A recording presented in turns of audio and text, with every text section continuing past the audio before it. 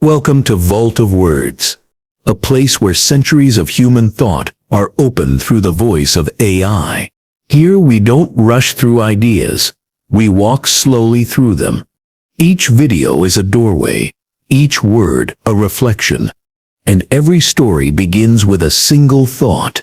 Tonight we open another page and step quietly into the mind behind it. There's a quiet exhaustion that comes from trying to care about everything. You wake up already chasing 1,000 invisible expectations: how you look, what they think, what you should have done, what you still haven't. Somewhere along the way, caring became the measure of your worth. To care too little was apathy. To care too much was virtue. But the truth no one tells you is that not every burden deserves to be carried. Most of the weight you feel is borrowed, handed to you by people, culture, noise. You think you're being responsible. Really, you're being drained. The subtle art of not giving a *CK isn't about rebellion or cynicism. It's about precision, choosing what truly matters, and letting the rest fade into quiet irrelevance. Because life becomes lighter, not when you fix everything, but when you stop trying to. It begins in the smallest of ways: a raised eyebrow, a disappointed tone, a teacher's subtle frown when you're drawing strays outside the lines. You are barely conscious, still learning what words mean, yet already absorbing the language of approval. You notice that when you please others, the world seems warm. When you don't, it feels cold. Somewhere in that exchange, your nervous system learns a dangerous lesson: that love, safety, and belonging must be earned, that your worth is conditional, dependent on how much you care, not about yourself, but about what others think of you. And so you begin to curate yourself. You learn which jokes make people laugh, which mistakes make them sigh. You adjust your behavior like a sculptor chiseling away the parts that don't fit. Slowly, imperceptibly, you stop asking, "What do I want?" and start asking, "What do they expect?" The difference seems trivial at first, but it's the moment your freedom begins to dissolve. Caring too much doesn't arrive like a storm. It seeps in like humidity, invisible but everywhere. At first it feels noble. You care about being a good student, a loyal friend, a kind person. But over time, the definition of good becomes polluted by comparison. You care about having the right clothes, the right body, the right opinions. The mirror becomes a scoreboard, and silence feels like failure. Social media didn't invent this. It merely amplified it. You scroll through curated fragments of other people's lives and start grading your own in secret. You mistake visibility for validation and attention for intimacy. Your mind begins to run on an invisible algorithm, constantly optimizing itself for approval. The tragedy is that you are praised for it. People admire your effort, your politeness, your ambition, never realizing that beneath the surface, you are drowning in your own performance. We learn to care too much because the world disguises pressure as purpose. We are told to chase dreams, but rarely to question whose dreams they are. The child who loved to paint becomes the adult who loves to impress. The teenager who wanted to explore becomes the adult afraid to disappoint. Caring becomes a reflex, not a choice, until you don't even know what genuine care feels like anymore. There's a quiet tragedy in being shaped by the eyes of others. It's not that you stop existing, it's that you start existing for them. Your choices become negotiations. Your emotions become presentations. You apologize for taking up space, for not replying fast enough, for existing in ways that don't please. You become fluent in the art of self-erasure, a language that sounds polite, but slowly kills your spirit. And yet, you convince yourself this is maturity. You call it responsibility, empathy, awareness. You tell yourself that to care deeply is to be human, and in many ways you're right. But there's a difference between caring and craving validation. One expands you, the other empties you. You cannot truly care for the world if you are constantly bleeding yourself dry for its approval. The irony is that society depends on this confusion. Entire systems profit from your insecurity. Industries built on convincing you that you're not enough, but could be, if you just tried harder, worked longer, bought more. The culture of overcaring isn't an accident. It's a design. When you're busy trying to fix yourself, you're too distracted to question the structures that made you feel broken in the first place. Eventually, something in you starts to crack. Maybe it's a burnout. Maybe it's a quiet afternoon when you realize you've achieved everything they said would make you happy, yet you feel nothing. Maybe it's the moment you look at yourself in a mirror and realize you've been living like a ghost, visible, functional, but hollow. You start to wonder what life would look like if you stopped chasing approval and started listening inwardly. That's when you begin to see how deeply you've been trained to care. You notice how guilt follows you when you rest, how anxiety spikes when you say no, how your worth feels threatened by silence. You realize the problem isn't that you care, it's that you care indiscriminately. You've been pouring your energy into everything, like sunlight spread too thin to warm anything. To unlearn this is not rebellion, it's reclamation. It's remembering that attention is a form of currency, and your care is its purest form. Every time you invested in meaningless drama, shallow validation, or endless worry, you devalue yourself. The art of not giving a F***ck is not about arrogance. It's about conservation of energy, of emotion, of soul. It's about learning to care like an archer aims, slowly, intentionally, with precision. When you finally begin to care less, it doesn't mean you stop feeling, it means you start feeling more honestly. You no longer pretend enthusiasm for things that don't move you. You no longer sacrifice your peace to prove your worth. You no longer mistake chaos for commitment. You start to understand that every *ck you give is a seed, and if you plant them everywhere, nothing grows deep. How we learn to care too much is not the story of weakness. It's the story of misdirection. We were told to give everything, and we did, until there was nothing left for ourselves.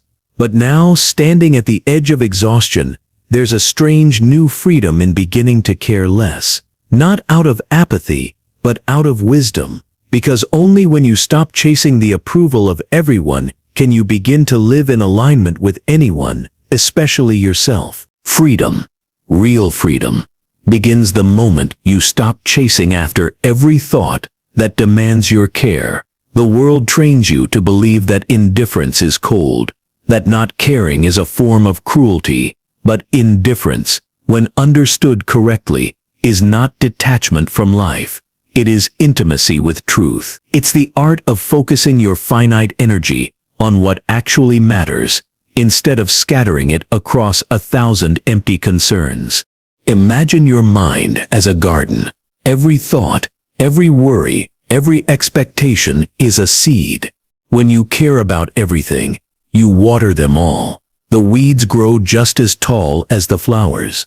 Soon, you can't tell the difference between what's worth your attention and what's choking it. The subtle art of not giving a *ck is not about neglect. It's about discernment. It's about looking at your mental garden and saying these few things deserve my water. The rest can wither in peace. Most people never reach that point. They are caught in the economy of attention, giving it away freely, buying validation with anxiety, trading peace for approval. They respond to every argument, engage in every drama, and panic over every rumor of disapproval. They think this makes them compassionate or involved, but what it really makes them is exhausted, because caring without boundaries is not empathy, it's emotional self-harm. To practice indifference is to practice sovereignty. It's the act of reclaiming the throne of your inner world from everything that tries to sit upon it: fear, guilt, comparison, noise. The truth is that your energy is a finite resource, like time or breath. Every time you spend it on something meaningless, you rob something meaningful of its chance to grow. You can't deeply love your craft, your family, your peace, and also obsess over strangers' opinions on the internet. Something must be starved for the rest to thrive. The freedom hidden in indifference is paradoxical. You think caring less will make you dull, but it makes you sharper. You think it will make you selfish, but it makes you real. You think it will close your heart, but it simply closes the wrong doors, the ones that never led anywhere anyway. It's not apathy, it's alignment. You are no longer driven by the noise of everything. You are guided by the music of what truly matters. Consider how much of your mental life is reaction. Someone frowns, you shrink. Someone praises, you expand. Your emotional climate changes with the weather of other people's moods. That's not living, that's being lived. Indifference allows you to step out of this storm. It doesn't mean you stop feeling, it means you stop flinching. You stop giving your power to every gust of wind that passes through your day. You begin to live with a quiet spine, upright, grounded, unmoved by trivialities. There's a sacred simplicity in saying, "This is not worth my energy." It's not cynicism. It's clarity. It's knowing that you cannot fight every battle, correct every lie, or fix every person who misunderstands you. Some things are not worth the explanation. Some things are better left unanswered. The strongest people are not those who fight everything. They are the ones who choose what deserves their fight. Indifference is misunderstood because it threatens the systems that profit from your insecurity. When you stop caring about status, advertisers lose their power. When you stop caring about judgment, manipulators lose their hold. When you stop caring about being perfect, the illusion of control begins to crumble. You become unpredictable, untamed, beautifully inconvenient. The world can no longer use your fear to make you obedient. But make no mistake, indifference takes practice. You will have to unlearn the reflex of overcaring. You will have to sit in silence when someone disapproves of you.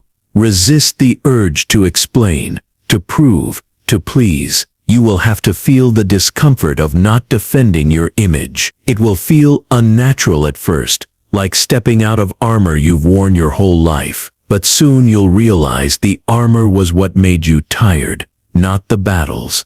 You begin to see the difference between reaction and response. A reaction is automatic, emotional, draining. A response is chosen, deliberate, peaceful. Indifference is the space between the two. The breath you take before deciding whether something deserves your energy. You no longer live at the mercy of every impulse or comment. You become deliberate in your focus, careful with your attention, intentional with your emotions. And slowly you notice something miraculous. The more indifferent you become to what doesn't matter, the more alive you feel toward what does. The world quiets. The noise fades. The few things that truly deserve your heart, your purpose, your peace, your people, begin to glow in the calm. You care less, but you care better. You don't love less, you love deeper. That's the paradox of indifference. It leads you to presence. When you stop wasting your energy on the meaningless, you reclaim it for the meaningful. You stop being scattered and start being whole. You realize that caring less was never about caring nothing. It was about caring right. And that's where freedom lives, not in the absence of care, but in the precision of it. You begin to measure your days not by how much you did, but by how much peace remained afterward. You stop chasing after every storm, and instead learn to sit beneath the sky and let the clouds pass. That stillness, that composure, that gentle refusal to be consumed by chaos, that is what true power feels like. At some point, you realize that life isn't really asking you to fight harder. It's asking you to loosen your grip. You've been taught since childhood that holding on is noble, that persistence equals strength, that letting go means failure. But this is the great misunderstanding. Not every weight deserves to be lifted. Not every battle deserves your endurance. And not every dream is meant to be chased forever. The strength you once believed was found in holding tighter is in truth found in the quiet act of release. Letting go feels impossible at first because your mind confuses it with loss. To let go of what no longer serves you feels like giving up. You think that if you just try a little harder, explain a little better, care a little more, things will align, but you can't heal a wound by pressing harder on it. You can't keep holding the rope and expect your hands not to bleed. Letting go is not weakness. It's the wisdom that knows when something has already taken enough of you. Most of the things you carry are invisible. Old regrets, unspoken expectations, unresolved guilt. You think they're just thoughts, but they weigh more than steel. You carry them into every conversation, every decision, every silence. They shape how you speak, love, and even breathe. And then one day you wake up exhausted, not from life itself, but from the effort of holding on to stories that no longer fit who you are. That's the strange thing about growth.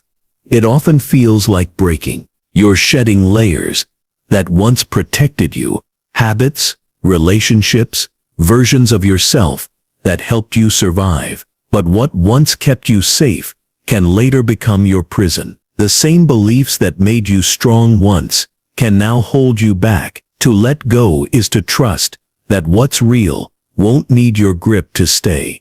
Letting go doesn't mean erasing your past. It means releasing its control. It means learning to remember without reliving. It means forgiving the version of yourself who didn't know better, the one who tried too hard, cared too deeply, feared too easily. You look back and realize you were doing your best with the awareness you had. That realization softens you. It makes the act of release gentler, almost beautiful, because when you forgive yourself, the need to prove anything quietly dies. The irony is that we fear letting go because it feels like emptiness. We imagine an echoing void where meaning used to be. But what actually happens is spaciousness, a return to breath, to presence, to clarity. When you release the noise, what's left is silence. And that silence is not absence, it's freedom. It's the sound of your mind, finally resting after years of running. In that stillness, you begin to see that holding on was never about love or loyalty. It was about fear, fear of uncertainty, fear of insignificance, fear of being left behind. But life was never meant to be clung to. It was meant to be participated in. You can't dance if you're always trying to control the rhythm. Letting go is not about abandoning care. It's about trusting movement. You start to realize that life takes you where you need to go, whether or not you fight the current. It takes courage to stop clinging to what is comfortable but heavy, to step away from relationships that drain you, from ambitions that no longer inspire, from identities that have outlived their purpose. You stop confusing longevity with loyalty. You stop mistaking exhaustion for devotion. You begin to measure things not by how long you've held them, but by how alive they make you feel. That's the essence of strength, not endurance, but discernment. Anyone can keep holding on. It takes real power to release with grace. It takes maturity to understand that some chapters end, not because you failed, but because you've read their meaning. Life doesn't demand your control. It asks for your cooperation.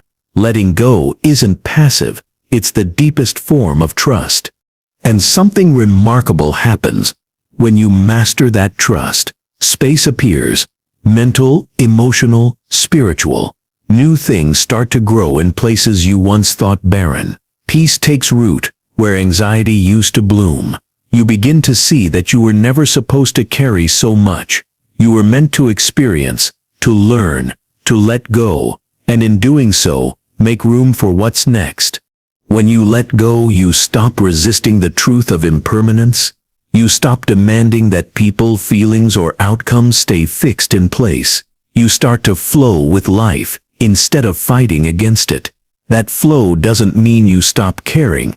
It means you start caring in rhythm with reality. You love without possession, act without expectation, and live without attachment. That's the quiet strength of those who have truly learned to let go. Letting go is a kind of invisible art, one the world rarely applauds, because it doesn't look dramatic. There's no applause for the person who stops overthinking, who forgives in silence, who simply decides not to engage. But those are the moments when life begins to change direction. You start to feel lighter, clearer, and oddly fearless. The things that once controlled you begin to lose their power because they can no longer find a place to hold on.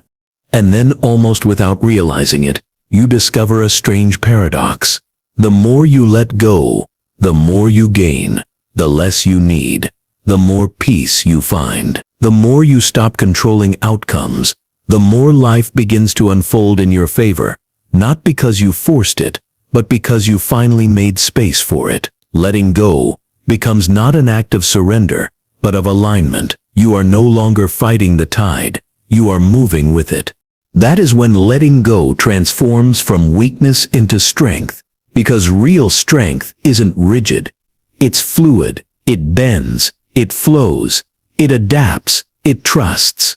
To let go is to say, I no longer need to grip the world to feel safe, and in that moment, you become lighter, freer, and more alive than ever before. There comes a moment when the chase begins to lose its meaning. The need to be right, to be first, to be noticed, all of it starts to feel like a strange kind of noise you no longer wish to participate in. You begin to realize that the world runs on the illusion of competition. We are taught from the earliest age that to matter, we must win. The prize, the argument, the affection, the race. We think victory means validation, but eventually, if you're paying attention, you see the quiet truth. The endless need to win is just another disguise for fear. Fear of not being enough, fear of being unseen, fear of silence. The silent lessons of life begin when you stop needing to prove yourself. It doesn't happen dramatically. No announcement, no grand realization. It happens slowly, like a fog lifting. You notice how often you used to defend opinions you didn't fully believe in, just to feel intelligent. How often you stretched yourself thin for people who wouldn't have noticed if you'd simply rested. How often you tried to win an argument at the expense of your peace. And in that awareness, something breaks. Not you, but the illusion that you ever had anything to prove. When you stop needing to win, the world stops being your opponent. It becomes your teacher. Every failure becomes a lesson. Every delay becomes direction. Every silence becomes space. You stop measuring your worth in victories and start finding meaning in experience. You begin to understand that not every mountain must be climbed. Some are meant to be admired from below. You don't need to conquer everything. Some things are meant to humble you. To not need to win is to understand that losing is not the opposite of growth. It's a form of it. Failure has its own kind of intelligence, its own language. It teaches you what your ego refuses to hear. It shows you where your values lie, what truly matters when everything superficial fades. It invites humility, patience, and empathy, qualities that competition rarely nurtures. The world celebrates noise, the loud achievers, the constant hustlers, the never sleepers. But there is another kind of power, one the world doesn't understand, the calm power of a person who no longer needs to perform, someone who doesn't rush to respond, someone who doesn't fight to be seen, someone who can walk away from a battle, not because they're weak, but because they've already won the war within themselves. The beauty of not needing to win is that it frees you from comparison. You no longer need to compete for a seat at the table because you finally realize you can build your own. You no longer need to prove your intelligence because you've learned that wisdom speaks quietly. You no longer need to show your success because peace doesn't need an audience. The more you stop striving to be impressive, the more genuine you become, and paradoxically, the more depth you radiate. You start to learn the power of pause. You learn that not responding is also a response. That stillness can be louder than explanation. That the person who doesn't rush to react has already mastered themselves. When you're no longer enslaved by the need to prove, you become untouchable. No one can manipulate what no longer seeks validation. No one can control what no longer fears losing. There's a special kind of peace in walking away when there's nothing left to prove. You don't need to win every argument. Sometimes silence says everything. You don't need to win every person's approval. Sometimes losing their validation is your greatest freedom. You don't need to win at every pursuit. Sometimes surrendering is what keeps your soul intact. The less you grasp, the more life begins to unfold naturally, unforced, unhurried, undeniably yours. You start to see how much energy you once wasted trying to be the best. You remember the exhaustion of endless comparison, the silent anxiety of not measuring up. You recall how easily joy became a casualty of ambition. But now, standing outside that noise, you feel something softer, contentment. Not the dull kind that settles, but the living kind that breathes. The kind that whispers, "I am already enough." That is the beauty of not needing to win, the freedom to live without scoreboard pressure. You find calm in imperfection. You find depth in stillness. You find happiness not in applause, but in alignment. You realize that the most powerful thing you can do is not to win over others, but to win over the restless parts of yourself that crave validation. The silent lessons are everywhere. In every moment, you choose peace over pride, rest over reaction, acceptance over resistance. They teach you that real strength is not in conquering others, but in governing yourself. They show you that the quiet mind is not empty, but full of focus. They remind you that the most meaningful victories are often invisible. The argument you didn't have, the grudge you didn't feed, the ego you let die quietly. And the most profound lesson of all, you realize that life was never keeping score. There was no scoreboard, no invisible judge, no cosmic competition. The idea that you were in a race was a story you inherited, one that made you tired, anxious, and disconnected from the joy of simply being. Once you stop believing that life is a contest, you begin to experience it as an art form. You become a participant, not a performer. In a world obsessed with achievement, the ones who are truly at peace are those who no longer need to compete. They understand that contentment is not complacency, it's clarity, it's knowing what actually matters, and letting everything else drift away like background noise. They no longer chase greatness, they embody quiet grace. Because at the end of it all, the race dissolves. The trophies gather dust. The applause fades. What remains is how lightly you walk through the world, how gently you treated yourself, and how deeply you loved, despite everything. And that, perhaps, is the only kind of winning that ever mattered.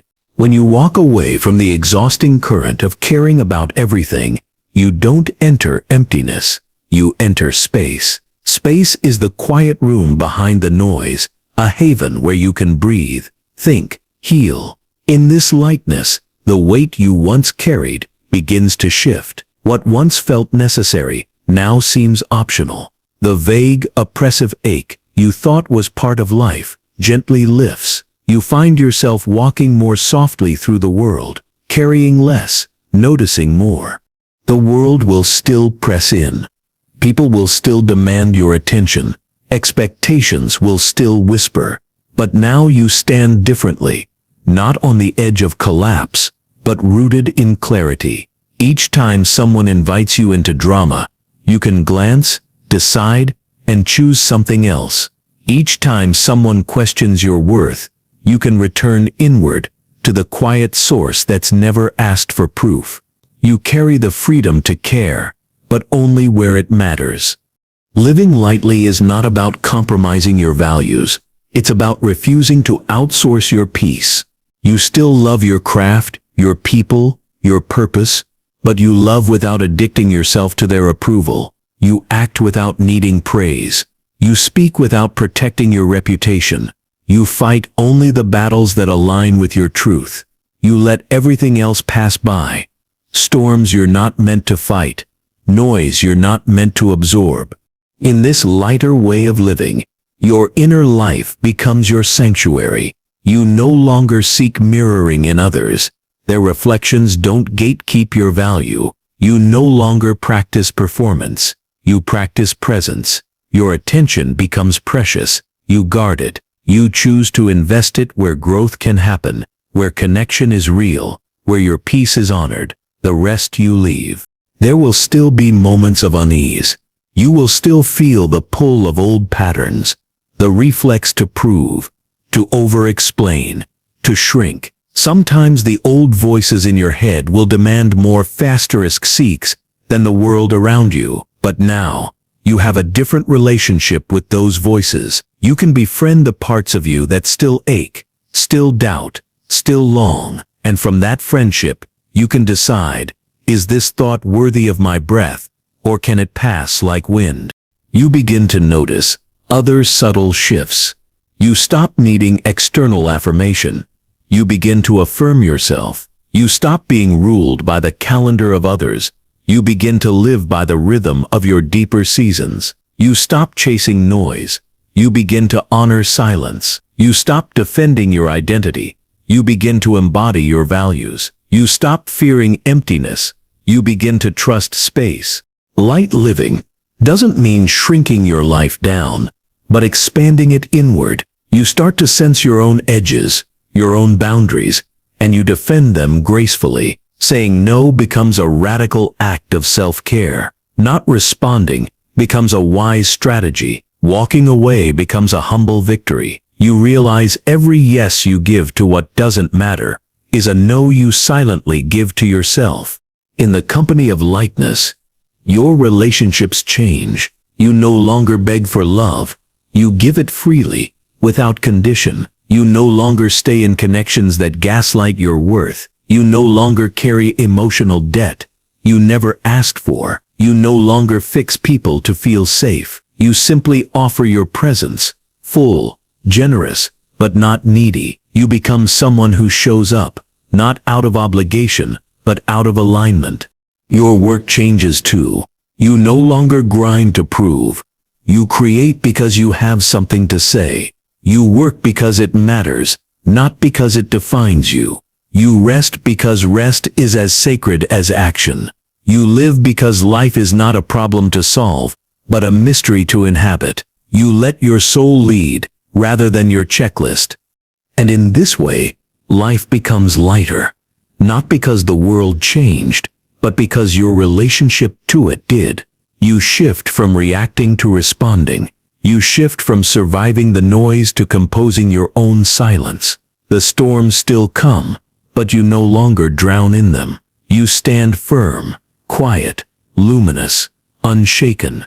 One day, you will look back at the person who carried every worry, every expectation, every judgment, that weary version of you, and you'll see how far you've come. Not because you outran anything, but because you slowed down enough to let go. You'll see the subtle art of not giving a *CK was never about indifference toward life. It was about attentiveness to what matters. You will realize that the heaviest burdens you ever bore weren't the ones fate gave you, but the ones you signed up for, and you will gently reclaim your signed exemptions, the permissions you gave yourself to, not care, to forgive, to rest, to choose. You will at last become the person who knows you are not responsible for everyone's gaze. You are not obliged to explain your wounds. You are permitted to live quietly, exclusively, beautifully. So live lightly, walk softly through the world. Let your footprints be small enough to fade, but meaningful enough to leave impression. Let your presence be felt, not demanded. Care, yes, but care wisely. Let your energy fall like rain, only where the soil is ready. In the end, the only question that matters is not how much you cared, but how well you cared, for yourself, for the truth, For the few things that matter deeply, the rest you let go. And in that letting go, you teach the world how to treat you, not with force, but with reverence. You realize you were never meant to carry all of it. You were meant to carry enough, to live enough, to let go, often. And in that continued release, you begin to breathe. And so, gentle reader, live lightly in a heavy world. Let your soul be spacious. Let your attention be sacred. Let your peace be non-negotiable. Let your life finally be yours.